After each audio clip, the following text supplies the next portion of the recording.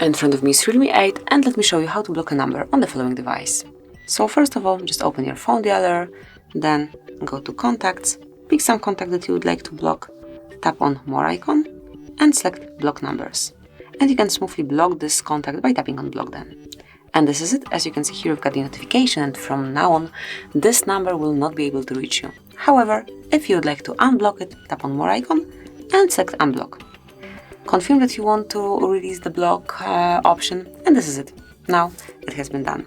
You can also reach some further options by tapping on More, go to Settings, and now click on Block Numbers.